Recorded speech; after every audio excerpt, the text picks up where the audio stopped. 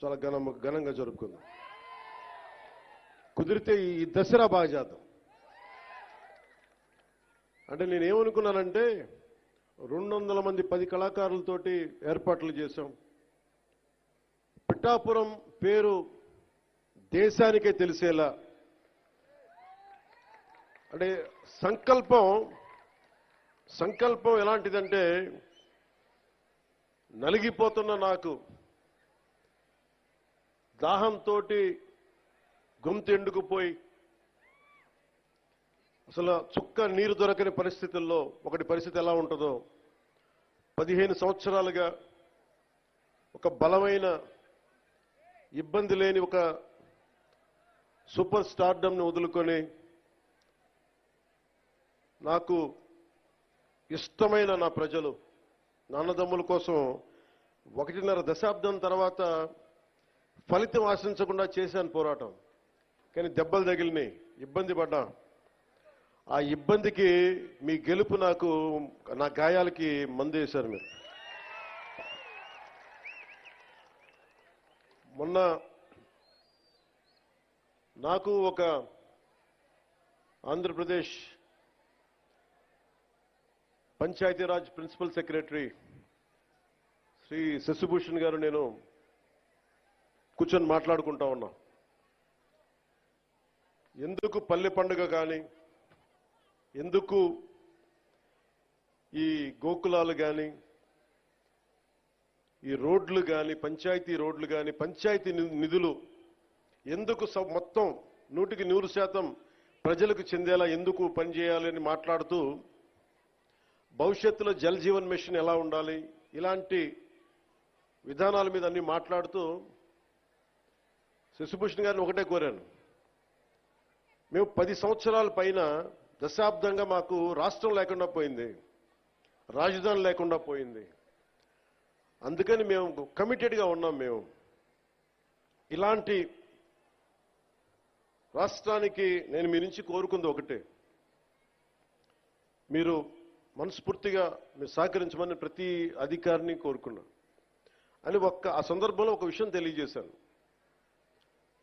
అది కూడా ఎందుకైందంటే, అంత 2 రోజుల ముందే కడపలో, ఉమ్మడి కడప ప్రస్తుతం అన్నమయ్య జిల్లాలో ఒక ఎంపీడీఓ మీద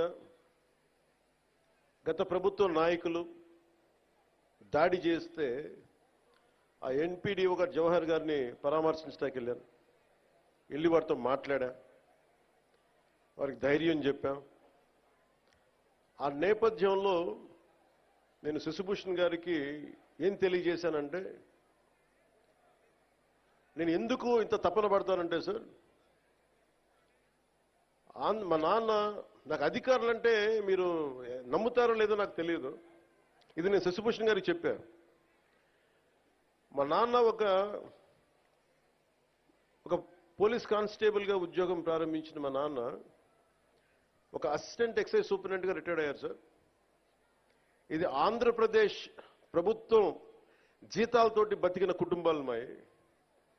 నేను రుణం తీర్చుకోవాలి, నా ఆంధ్రాకి, నా దేశంకి రుణం తీర్చుకోవాలి. ఎందుకంటే ఇంత కోట్ల మంది ప్రజలు ట్యాక్సులు కట్టి మా నాన్న ఉద్యోగం చేసే డబ్బులు వస్తే ఆ డబ్బులతో పెరిగిన, ఆ జీతంతో పెరిగినోడిని, నేను రుణగ్రస్తుని ఈ నేలకి. అందువల్ల ఎంపీడీఓ గారి మీద దాడి జరిగితే నేను ఒకటే అనుకున్నాను సార్, మా నాన్న ఒక ప్రభుత్వ ఉద్యోగి, మా నాన్న మీద దాడి జరిగితే ఒక కొడుకు ఎలా స్పందిస్తాడు, అలా స్పందించే సార్ ఎంపీడీఓ గారి మీద దాడి చేస్తే. దానికి ఓట్ల కోసం కాదు, దాంట్లో భవిష్యత్తు ఎలా ఉంటుందని నేను ఎప్పుడు పెట్టుకోలే, లెక్కలు లేవు నాకు, లెక్కలు పెట్టుకొని ఏమీ చేయను. ఈరోజు మీరు చూశారు, 70 సంవత్సరాల పైచిలకు మన స్వాతంత్రం వచ్చిన తర్వాత డోలీలతోటి కొండ ప్రాంతాల నుంచి ఇంకా గిరిజన ప్రజలు కొంతమంది, కొన్ని గ్రామాలు, ప్రత్యేకించి చెప్పాలంటే 400 కుగ్రామాలు, 419 కుగ్రామాలు డోలీలు కట్టుకొని ఇంకా ప్రజలు అవస్థపడుతున్న పరిస్థితుల్లో నిధులు లేవు. గత ప్రభుత్వం ఇష్టానుసారంగా టాయిలెట్లకి 2 కోట్లు 3 కోట్లు ఖర్చు పెట్టుకున్నారు, బాత్రూమ్స్కి 500 కోట్లు పెట్టి ప్యాలెస్లు కట్టుకున్నారు. ఇష్టారాజ్యంగా చేశారు. రంగులు వేయడానికి కొన్ని వందల కోట్లు, రంగులు తీయడానికి 100 కోట్లు, 1000 కోట్లు దుర్వినియోగం చేశారు. ఇలాంటి పరిస్థితుల్లో, డబ్బు రాని పరిస్థితుల్లో కూడా, డబ్బులు లేని కటకట అంటున్న పరిస్థితుల్లో కూడా గౌరవ ముఖ్యమంత్రి గారి దృష్టికి, నారా చంద్రబాబు నాయుడు గారికి దృష్టికి తీసుకెళ్తే, నేను చెప్పాను ఇట్లా ఇబ్బందిగా ఉన్నాయి సార్ అక్కడ, పాపం చాలా కష్టంగా ఉందంటే ఆయన పెద్ద మనసుతోటి ఒక 39 కోట్లు శాంక్షన్ చేశారు. అలాగే మనందరం గర్వించే మన ప్రీతం ప్రధాని శ్రీ నరేంద్ర మోదీ గారు కేంద్రం నుంచి వచ్చిన నిధులతోటి కలిపి 70 సంవత్సరాల ఈ పాలనలో, 5 సంవత్సరాల దుష్ట పాలనలో వాళ్ళు మర్చిపోయారు. అంటే ఓట్ల కోసం బుగ్గలు నిమరటం, తలకాయలు నిమరటం ఇవి కాదు. కష్టం ఉన్నప్పుడు పక్కన ఉండాలి. అధికారుల మీద దాడి చేయకపోవటం, వ్యవస్థల్ని బలోపేతం చేయటం.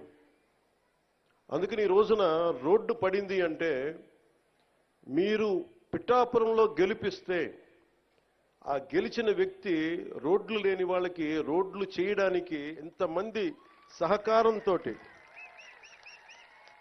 ఇది నా ఒక్కడిది అని చెప్పట్లా, అంటే ఒకటి పూనుకోవాలి. Politics is a thankless job. ఎవరు గుర్తుపెట్టుకోరు. మరుపు మానవ సహజం. ఇన్ని కోట్ల డబ్బు ఉంటుంది సినిమాల్లో, ఇవన్నీ వదులుకొని ఎందుకురా సుఖానం ఉన్న ప్రాణం దుఃఖాన్ని పెట్టుకుంటాం మా అమ్మ అంటా ఉంటుంది. నాకు ఎప్పుడు దుఃఖం అనిపించలేదు, నాకు చాలా సంతోషం అనిపించింది. చెప్పులు లేకుండా మట్టిలో నడిస్తే, రోడ్లు బహిర్భూమి అంతా నిండిపోయి మలమూత్రాదాలతో నిండిపోయి అలాంటి రోడ్ల మీద నడిస్తే నాకు సగటు మనిషి కష్టం, సగటు మనిషి బాధ, వాళ్ళ అవసరాలు నాకు తెలుసు. దాంట్లో నేను సుఖం చూశాను. అలాంటి వ్యక్తికి మీరు అండగా ఉన్నందుకు నా జన్మాంతం మీకు రుణపడి ఉంటాను. వేదికని అలంకరించిన శ్రీ తంగిళ్ళ ఉదయ్ శ్రీనివాస్ గారు, గౌరవ పార్లమెంట్ సభ్యులు, Shri Shashibhushan garu, principal secretary Panchayati Raj and rural development, Shrimati Varuvula Satyaprabha garu, MLA Prathipadu, Shri Totta Sudheer garu, chairman civil supplies corporation, అలాగే SVS Varma garu, Shri M Krishnateja, director Panchayati Raj and rural development, Burra Krishnaraju garu, అలాగే ఏదైనా ఒక పని చెప్తే ఆగ మేఘాల మీద యంత్రాంగానంతా ముందుకు తీసుకెళ్లే మన ప్రీతమ కలెక్టర్ శ్రీ షణ్ముఖ్ గారు, అలాగే ఎస్పీ పాటిల్ గారికి మనస్ఫూర్తిగా నా హృదయపూర్వక నమస్కారాలు.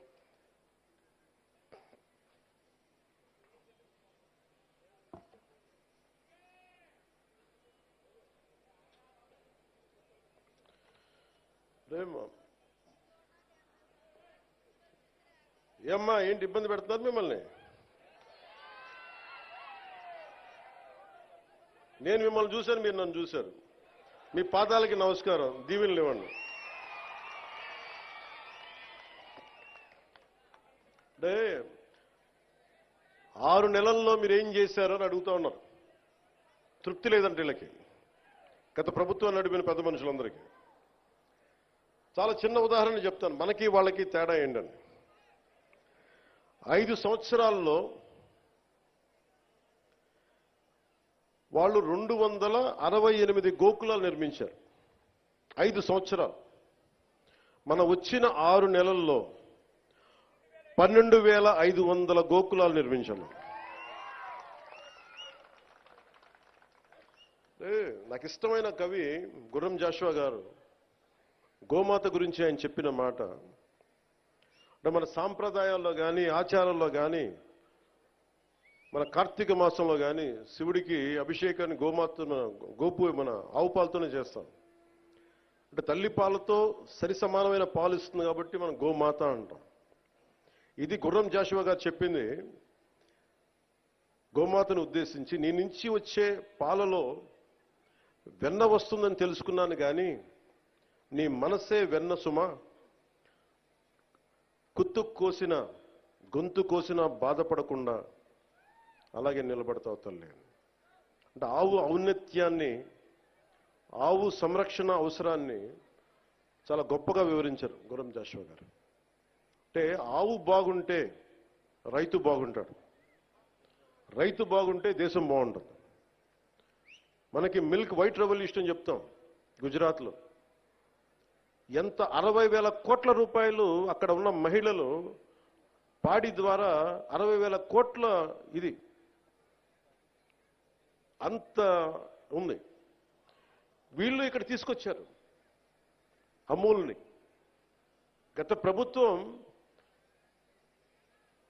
దారుణంగా చిత్తూరులో కానీ మిగతా చాలా జిల్లాల్లో పాడి పరిశ్రమ అంటే ముఖ్యంగా డైరీస్ని చంపేశారు, గవర్నమెంట్ డైరీస్ని.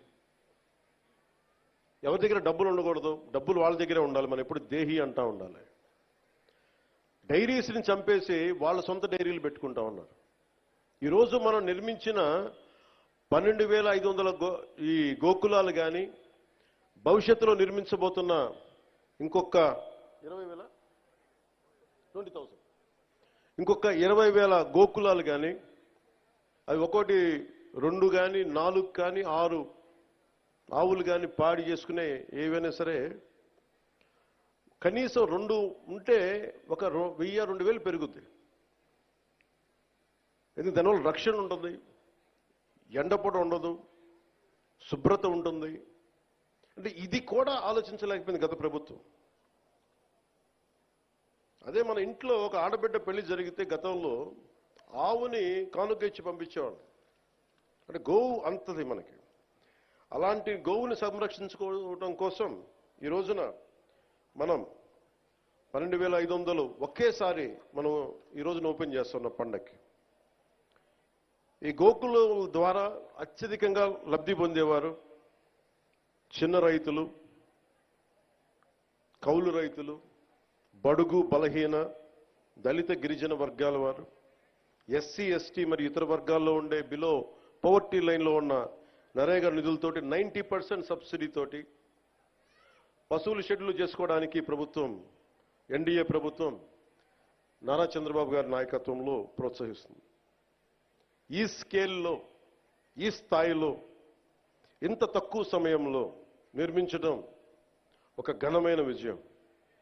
గత ప్రభుత్వం స్కాముల్లో రికార్డులు సృష్టిస్తే ఈ ప్రభుత్వం ఒక పల్లె పండుగ ద్వారా, ఒక గోకులాల ద్వారా, సకాలానికి జీతాలు అందించడం ద్వారా, పెన్షన్లు పెంచడం ద్వారా ఇది మనం అలాంటి అభివృద్ధి పనులతో రికార్డు సాధిస్తున్నాం. ఇందాక చూసాం మనం ఏడీబీ రోడ్డు చూసాం. దాదాపు 2-3 నియోజకవర్గాలకు పనికొచ్చే 30 కిలోమీటర్ల రోడ్డు 5 సంవత్సరాలు దాన్ని వదిలేశారు. ఈరోజు వచ్చిన దాంట్లో మొత్తం కూర్చోబెడితే మొత్తం దాదాపు అక్కడ 2-3 ప్యాచ్లు తప్ప రోడ్డు ఆల్మోస్ట్ అయిపోతా పరిస్థితిలో ఉంది. ఆగస్టుకి అయిపోద్ది రోడ్డు, వచ్చే ఆగస్టుకి. అంటే ఇది ఎందుకు చేస్తున్నామంటే, ఎందుకు చెప్తున్నానంటే, అంటే నిజంగా కమిటెడ్గా ఉంటే డబ్బులు పనిచేసే చోట డబ్బులు వస్తాయి. కష్టే ఫలి అంటాం. మనకి శ్రమ ఉన్న చోట పెట్టుబడి వస్తాయి. ఈ రోజున మేము కోరుకుంటుంది గోకులాల ద్వారా మేము ఒకటే కోరుకుంటా ఉన్నాం. మహిళలు గుజరాత్ని స్ఫూర్తిగా తీసుకొని 60,000 కోట్ల రూపాయలు వ్యాపారం చేస్తూ ఉన్నారు. ఇక్కడ కూడా ఆ విధంగా మహిళలు భాగస్వామ్యం అయి ఇది ఒక రకమైన ఎంటర్‌ప్రెన్యూర్‌షిప్ అవ్వాలి.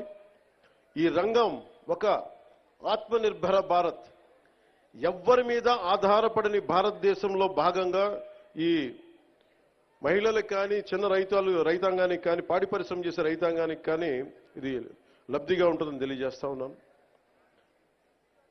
ఆంధ్రప్రదేశ్లో మన డైరీ కోఆపరేషన్ సొసైటీలు చాలా తక్కువ. దీనిని 10% ఉన్నాయి, దీన్ని విస్తరించాలి అని నిర్ణయించింది. దాంట్లో నరేగా ఫండ్స్ తోటి ఈ రోజున మనం దీన్ని ప్రారంభించడం చేశాం. న్యూజిలాండ్ లాగా పాడి పరిశ్రమలో ఆంధ్రప్రదేశ్ పాలని దేశంలోనే పాల ఉత్పత్తి చేసే దాంట్లో మనం ప్రముఖ పాత్ర వహించాలని మనస్ఫూర్తిగా నేను ఆశిస్తూ ఇవి చేస్తా ఉన్నాం. గత ప్రభుత్వం డైరీల్ని నిర్వీర్యం చేసి గుత్తాధిపత్యం తెచ్చుకోవడానికి ప్రయత్నం చేశారు. అమూల్ వచ్చిందని చేసిన హడావిడి ఏమైపోయింది? ఒక అమూల్ కేంద్రమైన ఏర్పాటైందా? అందుకని ఇవన్నీ వదిలేసి, గతం వదిలేసి రైతుల ఆదాయం రెట్టింపై అవ్వాలనే దీర్ఘకాలిక ఉద్దేశంతో ఈ గోకులాల పథకం రెండో దశ క్షీర విప్లవం దశగా అడుగులు వేస్తా ఉన్నాం. మహాత్మా గాంధీ జాతీయ ఉపాధి హామీ పథకం కింద మీకు ఈ కింద విషయాలు తెలియజేస్తుంది. దాదాపు 58 లక్షల కుటుంబాలకు చెందిన 97 లక్షల పైచిలకు ఉపాధి కూలీలు ఈ పథకంలో పనిచేస్తా ఉన్నారు. ఈ ఆర్థిక సంవత్సరంలో 5,193 కోట్ల రూపాయలు ఉపాధి కూలీలకి చెల్లించాం. ఇంకా ఏదైనా బాకీ ఉంది అంటే 2 కోట్ల మటుకే ఉంది. అంటే 5,193 కోట్ల రూపాయలు చెల్లించాం ఉపాధి కూలీలకి. ఈ పథకం కింద కూలీలకి పని కల్పించడంతో పాటు సుస్థిర ఆస్తుల్ని కల్పిస్తా ఉన్నాం. చట్టంలో చెప్పిన విధంగా ఆగస్టు 23వ తేదీన గతంలో ఎన్నడూ లేని విధంగా రాష్ట్ర వ్యాప్తంగా ఒకే రోజు 13,326 గ్రామ పంచాయతీలో గ్రామ సభలు ఏర్పాటు చేశాం. ప్రపంచ రికార్డు సృష్టించాం. ఈ గ్రామ సభల ద్వారా 4,500 కోట్ల విలువ గల పనులకి అనుమతి తీసుకున్నాం. మన ప్రభుత్వం సుస్థిర ఆస్తుల కల్పన, గ్రామీణ మౌలిక సదుపాయాల అభివృద్ధి కట్టుబడి ఉంది. వాటిలో భాగంగా 22,500 గోకులాలు, 3,500 కిలోమీటర్ల సీసీ రోడ్లని మనం మంజూరు చేశాం.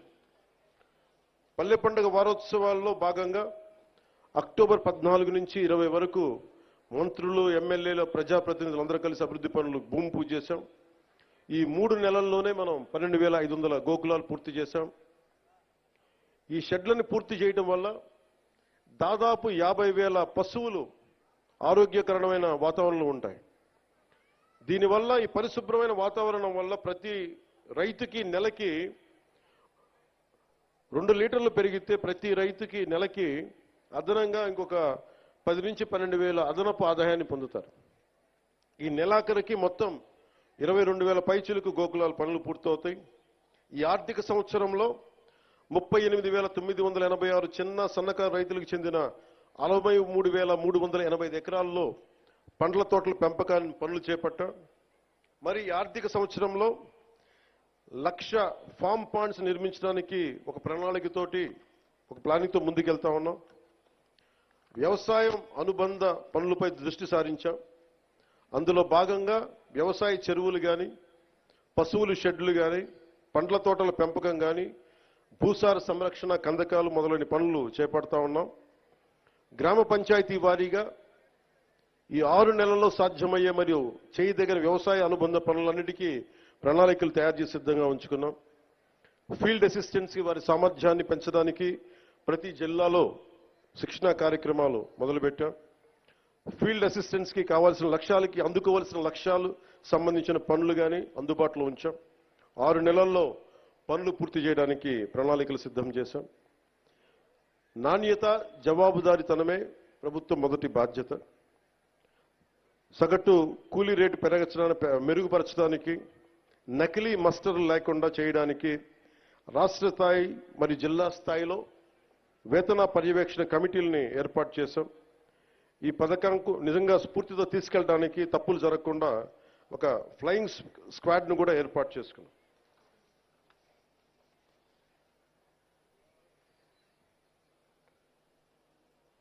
ఒకసారి మనం చేసిన పనులు నేను వ్యక్తిగతంగా ఎప్పుడు చెప్పుకోను, చాలా సహాయాలు చేశాను, నేను ఎప్పుడు చెప్పుకోను. కానీ పాలిటిక్స్కి వచ్చేటప్పటికి మనం ఏమి చేయాలో చెప్పడం చాలా అవసరం. లేదంటే గత ప్రభుత్వంలో గాల్లో మొత్తం నైవేద్యాలు పెట్టి మనకు వడ్డించినట్టు చూపించారు.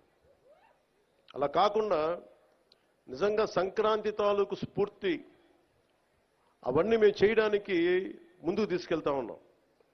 అంటే ఇంత చేశాం అనుక్షణం. ఎందుకంటే మనకి ప్రతి 3 నెలలకి అభివృద్ధి ఏంటని చెప్పాలి కదా.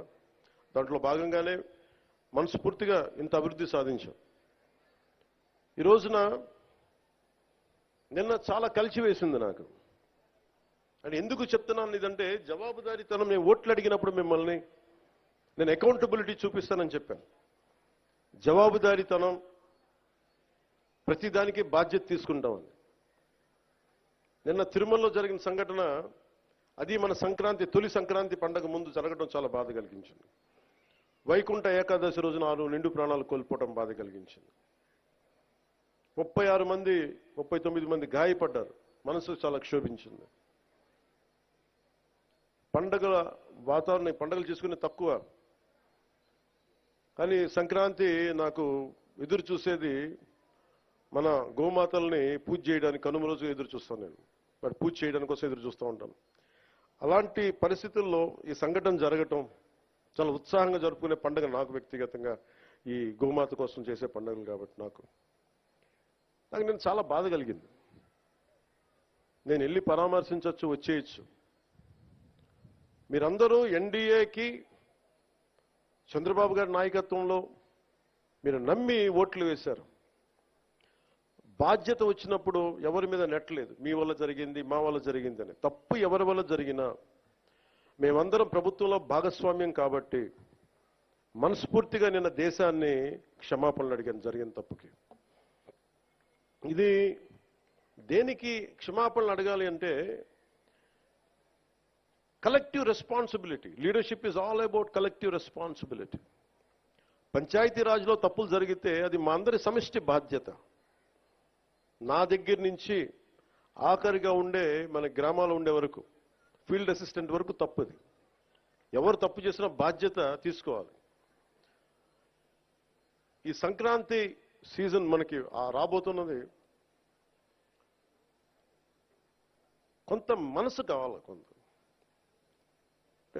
ఏం మాట్లాడాలి, ఒకటి నేను చెప్పాను, ఇవన్నీ చేశాను. కానీ ప్రతిసారి నిన్న ముఖ్యంగా యువతకి నా విన్నపం, నా విజ్ఞాపన, ఎక్కడ ఎలా స్పందించాలి అనేది మీరు చాలా ఆలోచించాలి. సావు సమయంలో కూడా, ప్రమాదమైన సమయాల్లో కూడా నేను వస్తే సినిమా పేర్లు కానీ, కేరింతలు కానీ, ఒకళ్ళు చావుకి వెళ్ళాం మనం, ఒకళ్ళు దెబ్బలు తిన్నారు, చనిపోయారు. ఇలాంటి సమయంలో కూడా మనం కూర్చొని కేరింతలు, అరుపులతో ఉంటే భావ్యమా లేదా అనేది ప్రతి ఒక్కరూ ఆలోచించాలి. పోలీసుకి కొన్నిసార్లు సహకరించాలి మీరు. అంటే ఎవరి బాధ్యత కనుక వాళ్ళు సభ్యంగా నిర్వర్తిస్తే ఒత్తిడి తగ్గుద్ది. నేను చూడండి, తిరుపతిలో ప్రతి ఒక్క వ్యక్తి కనుక వాడి బాధ్యత నిర్వర్తించుంటే సరిగ్గా, ఇంతమంది మంత్రులు వెళ్లాల్సిన పరిస్థితి ఉండేది కాదు, ముఖ్యమంత్రి రావాల్సిన పరిస్థితి ఉండేది కాదు, నేను వెళ్లాల్సిన పరిస్థితి ఉండేది కాదు, ఎంటైర్ క్యాబినెట్ ఉండాల్సిన పరిస్థితి ఉండేది కాదు. దానికి అదనంగా పోలీసులందరికీ ఒత్తిడి, డిఎస్పీలకి, ఎస్పీలకి అందరికీ ఒత్తిడి. అంటే ఒక్క చిన్నపాటి ఏరియాలో ఒకళ్ళు చేసిన తప్పుకి మొత్తం సమిష్టిగా జిల్లా పోలీస్ యంత్రాంగం, ఎస్పీ గారితో సహా దాన్ని ఫలితం అనుభవించాల్సి వచ్చింది. నాకు ప్రత్యక్షంగా దానికి సంబంధం లేకపోయినా నేను దాంట్లో ప్రభుత్వంలో బాధ్యత కాబట్టి సనాతన ధర్మాన్ని పాటించే హిందువులందరినీ నేను క్షమాపణ అడిగాను. అంటే ఇది ప్రతి ఒక్కరూ బాధ్యత నిర్వర్తించాలి. కేవలం నాయకులకి ఓట్లేస్తే సరిపోదు. ప్రతి ఒక్క ప్రజాప్రతినిధి కానీ, అధికారి కానీ, ఉద్యోగి కానీ ఎవరి బాధ్యతలు వాళ్ళు నిర్వర్తించాలి. లేకపోతే మటుకు ఇలాంటి దుర్ఘటనలే వస్తాయి, అభివృద్ధి ముందుకెళ్తుంది. అలాగే గత ప్రభుత్వంలో అలవాటైపోయి కొంతమంది, ప్రత్యేకించి కొంతమంది అధికారులకి పనిచేయడం మానేశారు, నిర్లక్ష్యంగా ఉండటం ఉన్నారు. అధికారికి పార్టీ పట్ల, ఏ పార్టీ అయినా సరే, జనసేన కాదు, తెలుగుదేశం కాదు, భారతీయ జనతా పార్టీ కాదు, గతంలో ఉన్న పార్టీ కూడా కాదు, your loyalty is for the people. మీరు రాజ్యాంగానికే మీరు కట్టుబడి ఉండండి. మేము ప్రత్యేకించి ఫేవర్స్ ఏమి అడగం. నేను ప్రతిసారి కలెక్టర్ గారికి కానీ, ఎస్పీ గారికి కానీ నేను ఒకటే చెప్పాను, మీరు నాకు ప్రత్యేకించి ఏం చేయకండి అన్న. కనీసం మీరు మాకు చేయాల్సింది న్యాయం అందరికీ జరిగేలా చూడండి అని చెప్పాను. మా వాళ్ళు శిక్షిస్తే, తప్పు చేస్తే మాకు కూడా బాధ్యత నేర్పండి అని చెప్పాను. ఎందుకంటే నేనే స్వయంగా అసెంబ్లీలో నేనే చెప్పాను, తప్పు చేస్తే నన్ను కూడా శిక్షించమని. అలాంటిది మీరు మా వాళ్ళు రక్షించమని నేను అడగట్ల, కానీ రాజ్యాంగం ఇచ్చిన విధుల్ని సంపూర్ణంగా పరిరక్షించమని నేను మనస్ఫూర్తిగా అడుగుతా ఉన్నా. అంటే ఇది ముఖ్యంగా మన పిఠాపురంకి సంబంధించి మీ అందరి దృష్టికి తీసుకొస్తా ఉన్నా. నేను మొన్నదాకా జిల్లాలు తిరుగుతాను, ప్రతి జిల్లా కేంద్రాలకు వెళ్తాను, మనకున్న 26 జిల్లాలకు వెళ్తాను అనుకున్నా.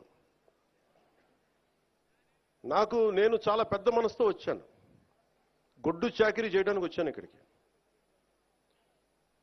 సో ముందు పిఠాపురంతో మొదలు పెట్టాలని అనుకున్నాను. అంటే నేను ముందు నాకు ఉద్దానంతో ప్రారంభించాం కాబట్టి శ్రీకాకుళంకి వెళ్దామా, లేదంటే భయంతో ఉండే ఎంతసేపు భయం గుప్పిట్లో ఉండే కొన్ని రాయలసీమ జిల్లాలకు వెళ్దామా, ఇట్లా అన్ని ఆలోచిస్తాను. ఒకటే అనిపించింది, ముందు ఇంటిని శుభ్రపరచుకున్న తర్వాత బయటికి వెళ్ళి అనిపించింది. అందుకని నేను నాకున్న స్థలంలోనే ఇక్కడ నేను సిమెంట్ ఇళ్లలో కూడా నేను అక్కడ నాకు షెడ్లు వేసుకొని ఉంటానని చెప్పాను. ఇప్పుడు ఇందాక చెప్తున్నా పేషి అందరికీ, నేను కొన్న స్థలంలో షెడ్లు వేసుకొని 14 రోజులు ముందు అవసరమైతే ఎక్కువ ఇక్కడే ఉండి మన పిఠాపురం ఉన్న ప్రతి గ్రామానికి వెళ్ళి, మన 53, 54 గ్రామాలు ప్రతి మండలం నేను వచ్చి స్వయంగా నాకు ప్రతి ఒక్కరు తెలియాలి.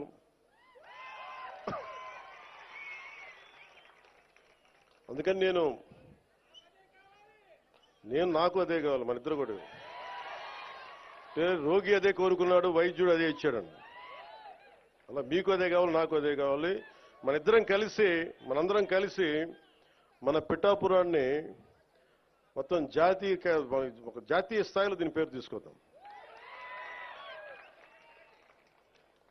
మనసు పెడితే ఏముండదు.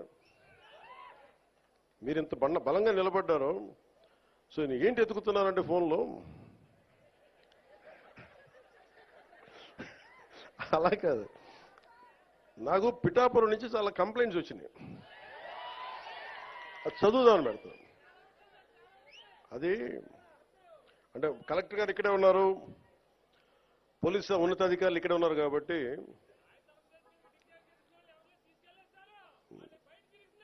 అలా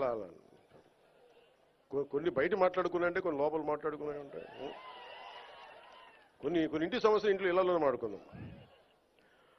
అంటే పిఠాపురం పట్టణంలో కొంత ఎస్పీ గారి దృష్టికి తీసుకొస్తా ఉన్నా, కొంత ఉదాసీనంగా ఉన్నారు మన పోలీస్ వ్యవస్థ అని చెప్తా ఉన్నారు. ఒకసారి మీరు చేయండి, ఎందుకంటే చిల్లర దొంగతనాలు పెరుగుతూ ఉన్నాయి. గంజాయికి అలవాటు పడ్డ కుర్రాళ్ళు 100, 500 లాక్కొని పోతా ఉన్నారు. దొంగతనం చిన్నదే కావచ్చేమో కానీ ఊళ్ళల్లో నోటి మాట ద్వారా దొంగతనాలు పెరిగాయి అనేది మొదలైతే పవన్ కళ్యాణ్ వచ్చి దొంగతనాలు పెరిగినాయంటే చాలా దరిద్రంగా ఉంటుంది. దయచేసి చూసుకోండి. సహా చెప్తా, ఇంకా చాలా లిస్ట్ ఉంది, చదవనే. పిఠాపురం పట్టణంలో రథాలపేట, ఇందిరానగర్, అగ్రహారం ప్రాంతాల్లో గంజాయి వాడకం పెరిగినది ఉంది. అవునమ్మా? అలాగే తుని నుంచి వచ్చేవాళ్ళు ఇక్కడ కుర్రాళ్ళకి గంజాయి సప్లయర్స్గా మారుస్తున్నారని ఇది ఉంది దృష్టి. అలాగే మొన్న ఎస్సీ బాయ్స్ హాస్టల్లోకి వెళ్ళి కొంతమంది పిల్లల్ని కొట్టి 10-25 రూపాయలు లాక్కొని హాస్టల్లో వాళ్ళని డబ్బులు తీసుకున్నారని చెప్పారు. అదే రోజు మళ్ళీ పోలీస్ కంప్లైంట్ చేస్తే పిల్లల్ని తిరిగి కొట్టారని ఉంది నా దృష్టికి. అలాగే ఈ నెల 2వ తేదీన దారి కాచి ఒక వ్యక్తిని కత్తితోటి బెదిరించి ఒక బంగారు గొలుసు జేబులో లాక్కొని వెళ్ళిపోయారు. పిఠాపురం పట్టణంలో ఉన్న RRBHR ప్రభుత్వ జూనియర్ కాలేజ్ దగ్గర ఈవ్టీజింగ్ పెరిగిపోయింది. బైక్స్ మీద రౌండ్స్ కొడుతూ అమ్మాయిల్ని ఇబ్బంది పెడుతూ వేధిస్తున్నారు. ఈ విషయాన్ని ప్రిన్సిపల్ శ్రీ కేశవరావు గారు 3 నెలల క్రితమే పోలీస్ స్టేషన్కి వెళ్ళి తమ కాలేజీ మొదలయ్యే సమయంలో పోలీసు ఉంచితే అమ్మాయిలకు భయం ఉండదని చెప్తా ఉన్నారు. ఈ కాలేజ్ దగ్గరే కాదు, పట్టణంలో ఉన్న ప్రైవేట్ కాలేజీల దగ్గర, బస్ స్టాండ్ దగ్గర ఈవ్టీజింగ్ పెరిగింది. రాత్రి వేళ రోడ్ల మీద బైక్ విన్యాసాలు చేసే వాళ్ళతో ప్రజలు ఇబ్బంది పడతా ఉన్నారు. ఇలాంటివన్నీ చాలా ఉన్నాయి.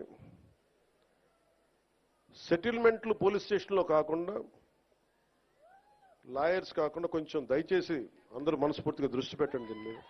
అంటే ఎందుకు చెప్తున్నాను ఈ మాట అంటే, నేను తిరుపతి సంఘటన జరిగింది. అక్కడున్న పోలీస్ శాఖ గనక నిజంగా అక్కడున్న డిఎస్పీ గారు గనక సవ్యంగా బాధ్యత నిర్వర్తించుంటే బాధ్యత అప్పచెప్పిన ఎస్పీగా ట్రాన్స్ఫర్ అయ్యేవాళ్ళు కాదు. నాకు ఇది చాలా బాధ కలిగించింది. అందుకని పిఠాపురంలో నేను ఎవరిని కూడా మీరు అడగండి, కలెక్టర్ గారిని కానీ ఎస్పీ గారిని కానీ నేను ఎవరిని రికమెండ్ చేయలే. నేనేం చెప్పానంటే నేను ఎవరిని వెండేట ప్రభుత్వం, మీరు గత ప్రభుత్వంలో మీరు పనిచేసి ఉండొచ్చు, నాకు తెలియదు, నేను అన్ని మర్చిపోతున్నా, గతం అంతా మర్చిపోతున్నా. ఇప్పుడు ఫ్రెష్గా ప్రారంభిద్దాం. నేను మిమ్మల్ని జడ్జ్ చేయను. నాకు ఇవ్వాల్సిందల్లా సుపరిపాలన ఇవ్వండి. తన్నా మనా అని భేదం లేకుండా అందరికీ సమాన న్యాయం చేయమని అంటే అది జరగకపోతే మటుకు మళ్ళీ నా అలాంటి వాడు వచ్చి రోడ్ల మీద తిరిగితే ఎవరికి నిద్రాహారాలు ఉండవు. అక్కడ దాకా తీసుకెళ్ళదు. ఎందుకంటే నేను ఒక రౌడీ మూకను ఎదుర్కోవడానికి, గుండాల మూకను ఎదుర్కోవడానికి నేను మొదటి తరం రాజకీయ నాయకుడిని. నేను మొదటి తరం రాజకీయ నాయకుడిని. మా నాన్న ముఖ్యమంత్రి కాదు, మా నాన్న కానిస్టేబులే. నాకు 10 మంది తెలియదు. ఈ వేదిక పైన ఉన్న పెద్ద అధికారులు ఐఏఎస్లు అంటే నాకు భయం వేస్తుంది. నాకు పెద్దది ఇంకా నేను చిన్న ఉద్యోగ కొడుకుని కదా. మా నాన్న ఏం చెప్పాడు, చిన్నప్పుడు వచ్చారు దొరగారు వచ్చారు ఇంట్లో నుంచి భోజనం పంపించాలని చెప్పాడు. మాకు ఐజీలు అంటే దొరగారు మాకు మా ఇళ్లలో. ఈ రోజుకి ఇన్ని కోట్లాది మంది నన్ను గుండెల్లో పెట్టుకున్నా, కేంద్ర స్థాయిలో నాకు పరిచయాలున్నా, నాకెప్పుడు అధికారులు పెద్దవాళ్ళే. నాకు లోపల అంత గౌరవం ఉంటుంది నాకు. కానీ గౌరవం నిలబెట్టుకోవాల్సిన అవసరం కూడా అధికారుల మీద ఉంది. ఎందుకంటే నేను ప్రజల కోసం పనిచేస్తాను. అందుకని ఈ బాధ్యతని అందరూ చేయాలి. ఎందుకంటే నేను ఈవ్ టీజింగ్ అనేది నాకు చాలా చిరాకు. నిస్సహాయ స్థితిలో ఉన్న ఆడపిల్లల్ని వేధించడం అనేది మగతనం కాదు. అది మీరు మగతనం కావాలంటే జిమ్నాస్టిక్స్కి వెళ్ళండి. మీరు మగతనం ప్రూవ్ చేయాలంటే దేశం కోసం ఒళ్ళుంచి ఆర్మీలో జాయిన్ అవ్వండి. ఆడపిల్లల్ని ఏడిపించి అది మగతనం అంటే తొక్కి నారత్తిస్తాం, పిచ్చ పిచ్చ వేషాలు వేస్తాం. ఎందుకంటే ప్రతి ఇంట్లో ఆడపిల్లలు ఉన్నారు. తల్లి లేకుండా మనుగడ లేదు సృష్టిలో. మీరు ఆడబిడ్డలకి పోలీస్ శాఖ కూడా నేను చాలా బలంగా చెప్తా ఉన్నాను. ఇంకొకసారి నాకు ఈవ్ టీజింగ్ అనేది నాకు కనిపించకూడదు పిఠాపురంలో. This is my directive. ఎందుకంటే నా నియోజకవర్గాన్ని నేను సవ్యంగా చేసుకోలేనప్పుడు, నా నియోజకవర్గాన్ని నేను సరిగ్గా కాపాడుకోలేను, నా డిప్యూటీ ముఖ్యమంత్రి పదవి దేనికి, అధికారులు ఉండడం దేనికి? నేను చాలా స్పష్టంగా ఉన్నాను ఈ విషయంలో. వీళ్ళను కొడితే క్రిమినల్స్కి కాస్ట్ లేదు, గుర్తుపెట్టుకోండి.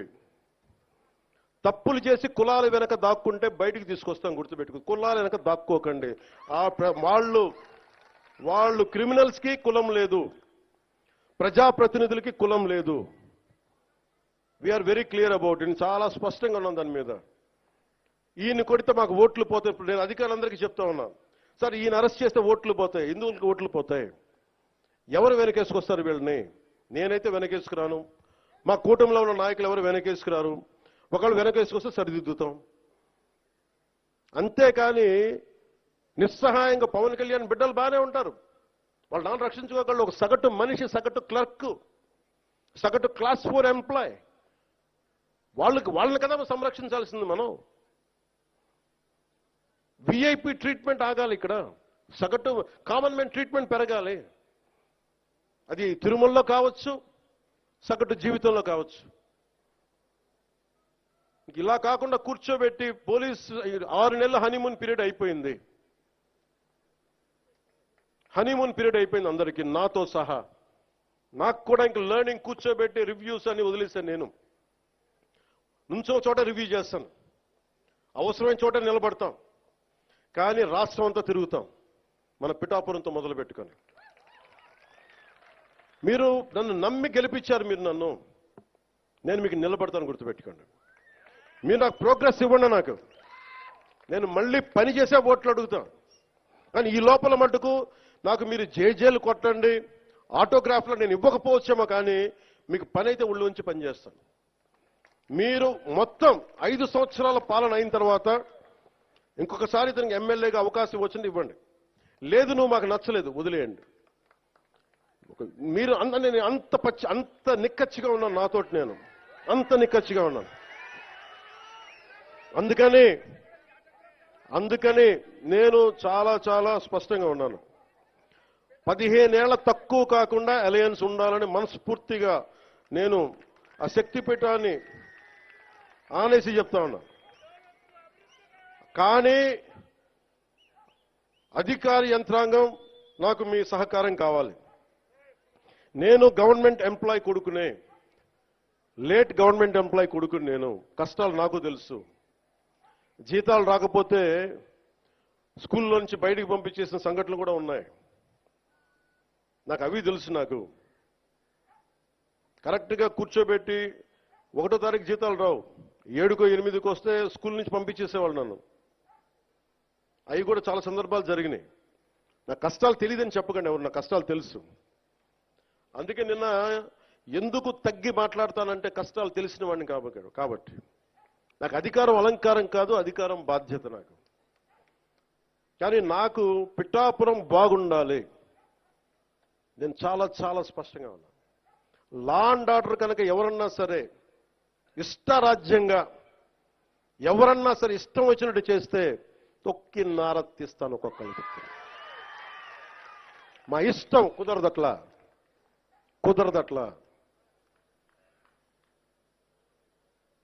ఇది చాలా చాలా జాగ్రత్తగా ఉండాలి. ఇది నేను తెగించి వచ్చాను రాజకీయాల్లో, గుర్తుపెట్టుకోండి. గుండాలకి చంపేస్తానంటారు నన్ను. మొన్న అడవుల్లోకి వెళ్ళాలంటే నక్సలైట్లు మందు పాత్రలు పెడతారంటే పెడితే పెట్టండి, పేలిపోతాను. కానీ నేను ఆపను నడక, అంత తెగించున్నాను. నేను గుర్తుపెట్టుకోండి. ఎందుకంటే నేను అభివృద్ధి కావాలి. పోలీస్ వ్యవస్థ ఏం చెప్తారు, సార్ అక్కడ వెళ్తే మీరు మందు పాత్రలు ఉంటాయి, ఇబ్బంది పెడతారు, భయపెడతారు.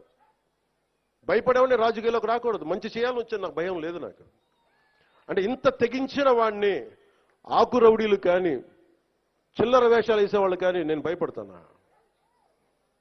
అందుకని చాలా జాగ్రత్తగా ఆలోచించి అందరూ దయచేసి మసలండి. ఎందుకంటే నేను తెగించానంటే మటుకు ఇంకెవరు తెగించరు, అంత పిచ్చగా తెగిస్తాను నేను. ఎందుకంటే నేను నిన్న ఎందుకు క్షమాపణ చెప్పాలి? ఎందుకు క్షమాపణ చెప్పాలి? నేను బాధ్యత అడిగాను, మీ ఓట్లు అడిగాను. నేను తిరుమల డైరెక్ట్గా నాకు సంబంధం లేకపోవచ్చు, కానీ నేను దాంట్లో భాగస్వామ్యం. ప్రభుత్వంలో మీరు నారా చంద్రబాబు గారు గెలవకపోయినా, నేను గెలవకపోయినా, 164 మంది ఎమ్మెల్యేలు గెలవకపోయినా టీటీడీ బోర్డు ఎక్కడి నుంచి వస్తుంది? చైర్మన్ ఎలా నియమితం అవుతాడు? ఆయన ఏ ఈఓ ఎలా నియమితం అవుతారు? ఈఓ ఎలా నియమితులు అవుతారు? మేము గెలిస్తేనే మీరు, అది ఎక్కడి నుంచి వచ్చింది? మా గెలుపు మీరిస్తే. అందుకు మీకు నేను క్షమాపణలు చెప్పాను. నేను కోరుకునేది ఒకటే, ఎప్పుడో చెయ్యని తప్పుకి జపాన్ లాంటి దేశంలో ప్రధానమంత్రి ఆయన పుట్టక ముందు జరిగిన తప్పుకి ఆయన పార్లమెంట్లో క్షమాపణలు చెప్పాడు. మనం నేర్చుకోవాల్సింది అది. వాళ్ళు చేయకపోయినా 3 తరాల ముందు తప్పు చేసినా క్షమాపణలు చెప్పారు. నేను ఈ రోజున అడుగుతుంది, టీటీడీ బోర్డు పాలక మండలి చైర్మన్ గారు కానీ, సభ్యులు కానీ, ఈఓ కానీ, ఏఈఓ కానీ, మీరు ప్రెస్ మీట్ పెట్టి క్షమాపణలు చెప్పండి. నేను క్షమాపణలు చెప్పినప్పుడు మీకు క్షమాపణలు చెప్పడానికి నామోషి ఏంటి? బాధ్యత తీసుకోండి, బాధ్యత తీసుకోవాలి. ఇది చాలా బాధ కలిగించేది. మా సంబంధం లేదంటే ఎట్లా? నా తప్పు కాదంటే రాజు 7 చేపలు కదలా, మరి ఎవరు చేస్తారు ఇది? నాకేం సరదా నాకు క్షమాపణలు చెప్పడం? నేను దోషిగా నిలబడాలా ఇలాంటి సంఘటనలో? అందుకని ఎందుకు నేను డాంపెన్ చేశాను, ఎందుకు తగ్గించాను సంక్రాంతి సంబరాలంటే, వాళ్ళు ఎంత గొప్ప వాళ్ళంటే చనిపోయిన 6 మంది వారి కుటుంబ సభ్యులు దేవుడు పట్టుకెళ్ళిపోయాడు అంటున్నారు. 36 మంది గాయపడితే ప్రతి ఒక్కరిని పేరు పేరున పరామర్శిస్తే అందరూ కూడా నలిగిపోయి 100 మంది మీద పడిపోయారు. ఎంత ఉంటుంది ఒక ఆడపడుచు మీద పడిపోతే, పెద్ద ఆవిడ మీద పడిపోతే? తమిళనాడు నుంచి వచ్చారు. ఎలా ఉందమ్మా మీకంటే, కడవలు పాత్రికాంగయ్యా, కడవలు వెళ్ళి దేవుడు బయటికి తీసుకొచ్చాడు మమ్మల్ని అంటా ఉన్నా. ఎంత పెద్ద మనసుతోటి సరిగ్గా చూసుకోలేదయ్యా మమ్మల్ని. కానీ ఏం చేస్తాం, మా కర్మ ఇలా కాలింది. అది దేశం తాలూకు దౌర్భాగ్యం. ప్రజలు ఇంత బాధ్యత నలి ఇప్పుడు కష్టం వచ్చినప్పుడు ఎంత అద్భుతంగా చెప్పారంటే నాకు కన్నీళ్ళు వచ్చినాయి. నాకు నిన్న కరిగిపోయాను నేను. వీళ్ళ క్షమాపణలు చెప్పదు ఇంకెవరికి క్షమాపణలు చెప్తాం? ఏఈఓ కానీ, ఏఈఓ వెంకయ్య చౌదరి గారు కానీ, ఈఓ శ్యామలరావు గారు కానీ, చైర్మన్ బిఆర్ నాయుడు గారు కానీ, టీటీడీ బోర్డు సభ్యులు, పాలక మండలి సభ్యులందరూ కానీ, మీరందరూ వచ్చి ఒక్కొక్క వ్యక్తి గురించి కథ వింటప్పుడు మీకు బాధ అర్థమవుతుంది. క్షమాపణలు చెప్పండి. మీరు క్షమాపణలు చెప్పి తీరాలి. వేరే దారి లేదు మీకు. మీరు క్షమాపణలు చెప్పడం వల్ల పోయిన ప్రాణాలు తిరిగి రావు. కానీ కనీసం ప్రజలు మిమ్మల్ని చూస్తూ ఉన్నారు. అది మటుకు జ్ఞాపకం పెట్టుకొని అందరూ తగ్గి క్షమాపణలు చెప్పండి. చాలా అవసరం ఇది. ఎందుకంటే ఈరోజు రాష్ట్రం మొత్తం, దేశం మొత్తం మీరు చేసిన తప్పుకి సంబరాలు జరుపుకోవడానికి ఆలోచిస్తూ ఉన్నారు. 4 లక్షల మంది ప్రజలు గరుడోత్సవాలకు వస్తే క్రౌడ్ మేనేజ్మెంట్ చేయగలిగే వాళ్ళు అక్కడ చేయలే. 2500 మంది. చాలా బాధ అనిపించింది. Lack of management, crowd management లేక, ఎవరిని ఎంతమందిని కూర్చోబెట్టాలి ఈ ఆలోచన లేక, అది కానిస్టేబుల్స్ గా దగ్గర నుంచి అధికారులు, ఎస్ఐలు, సిఐలు, 1100 మంది పైచిలకు పోలీసు. కానీ దురదృష్టం జరిగిపోయింది. సో నేను ఈ సందర్భంలో నేను ఒక కొత్త ప్రయాణం మొదలు పెడుతున్నాను. 6 నెలల తర్వాత ప్రతి జిల్లాకి వస్తాను. అది మనం పిఠాపురంతో మొదలు పెడుతున్నాను. ప్రతి గ్రామం, మన ఉప్పాడ దగ్గర నుంచి మత్స్యకార గ్రామాలు కావచ్చు, ప్రతి గ్రామం నేను వెళ్ళి కనుక్కొని, ఎందుకంటే నేను పనిచేయడానికి వచ్చాను మీకోసం. నేను నాయకులందరినీ కలుపుకెళ్తాను. అది వర్మ గారు కావచ్చు, కృష్ణరాజు గారు కావచ్చు, ప్రతి ఒక్కరు, మా జనసేన నాయకులు కావచ్చు, పేరు పేరున నేను చాలా బాధ్యతగా ఉంటాను. ఇంత పని చేసేవాడిని అంత గొడవ పెట్టుకోవాలంటే నేను వెనకండి, అది కూడా గుర్తుపెట్టుకోండి. నాకు అంత తెగింపు ఉండదు. మీరు అడవుల్లోకి వెళ్ళడానికి భయపడతారు. నాకు బిడ్డలు ఉన్నారు, 4 బిడ్డలు.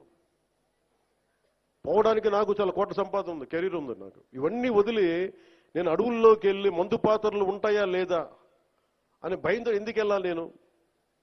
నాకు ఇష్టం అంత ప్రజలంటే, ప్రేమ నాకు. ఎంతసేపు కూర్చొని శ్రీశ్రీ కవితలు చదివి, బాలగంగాధర్ కవితలు చదివి అవి ఉటంకించడానికి నేను ఒక స్టేజ్ మీద, నేను కవిని కాదు, నేను పనిచేసేవాడిని.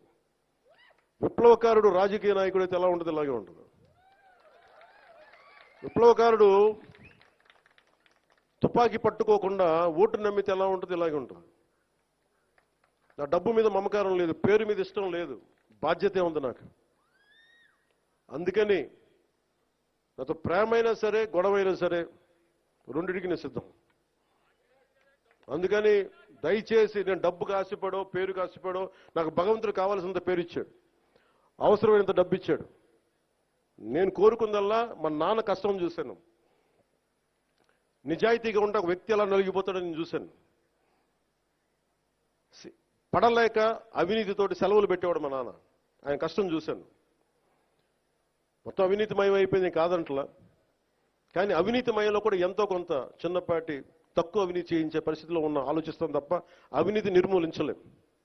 నేను అదే కోరుకుంటా ఉన్నాను, బాధ్యతగా ఉండాలి. అందుకని నేను మీ అందరికీ పేరు పేరున సంక్రాంతి శుభాకాంక్షలు చెప్పడానికి మనసు రావట్లేదు. మీరు ఆనందంగా ఉండాలి ఈ శుభ సందర్భంలో మనస్ఫూర్తిగా కోరుకుంటూ, నాకు ముఖ్యమంత్రి గారికి, గౌరవ ముఖ్యమంత్రి గారికి, శ్రీ నారా చంద్రబాబు నాయుడు గారికి చాలా అద్భుతంగా ఆయన సహకారం అందిస్తూ ఉన్నారు.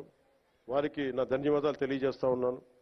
2,08,000 కోట్ల పెట్టుబడిని మాకు ఇచ్చినందుకు ప్రధానమంత్రి శ్రీ నరేంద్ర మోదీ గారికి మనస్ఫూర్తిగా నా ధన్యవాదాలు. భారతీయ జనతా పార్టీ కార్యకర్తలకి, నాయకులకి, మహిళలకి, తెలుగుదేశం పార్టీ నాయకులకి, మహిళలకి, కార్యకర్తలకి, జన సైనికులకి, వీర మహిళలకి, ప్రతి ఒక్కరికి పేరు పేరున నా హృదయపూర్వక ధన్యవాదాలు. మీ అందరికీ శుభాకాంక్షలు తెలియజేసుకుంటూ, మరోమారు అధికార యంత్రాంగం అందరికీ కూడా మనస్ఫూర్తిగా ధన్యవాదాలు తెలియజేసుకుంటా ఉన్నాను. ఒక్క నిమిషం కూర్చోండి. మీరు ఫస్ట్ అమ్మా, మీరు కూడా తెలుసుకోవాల్సింది ఏంటంటే, అరవకండి. అక్కడి నుంచి మీరు అరవకూడదు, ఫస్ట్ వినాలి మాట. మనుషులు వస్తారమ్మా. మీరు ఒక్కళ్ళు కూర్చొని ఇద్దరిని ముగ్గురిని డిస్టర్బ్ చేయకండి. నేను మనుషుల్ని పంపిస్తాను, మీరు అరవద్దు అక్కడి నుంచి. ఇంతమంది వచ్చారు, మీరు ఒక్కళ్ళే కాదు ప్రాముఖ్యత. నేను మనుషుల్ని పేషెంట్ పంపిస్తాను, మీరు కూర్చోబెట్టి అక్కడి నుంచి అరవకండి. మనుషుల్ని పంపిస్తాం. పిఠాపురం నుంచి చాలా అర్జీలు వచ్చినాయి. దాదాపు వచ్చిన అర్జీల్లో ప్రతిదీ పరిష్కరించాం. కొన్ని పరిష్కారం గురవ్వాలంటే కొన్ని లీగల్ సమస్యలు, కొన్ని ఏమో వాళ్ళు వ్యక్తిగతంగా చేసిన అప్పులు, అవన్నీ మనల్ని అడుగుతూ ఉన్నారు. ఇలాంటివి కాకుండా సగటు మనకి ఏవైతే కష్టాలు ఉన్నాయో, మనకి ఫండ్స్ అన్నిటి దగ్గర నుంచి, నా వ్యక్తిగత ఫండ్స్ దగ్గర నుంచి ఇచ్చాను. ఇవన్నీ కింద పేషెంట్ నుంచి ఎవరైనా వెళ్ళి వాళ్ళతో మాట్లాడి అర్జీ ఏంటి తీసుకోండి. సో మీ అందరికీ మరోమారు ధన్యవాదాలు తెలుపుకుంటూ సెలవు తీసుకున్నాను. జై హింద్. ఈరోజు మన రాష్ట్ర స్థాయి 12,500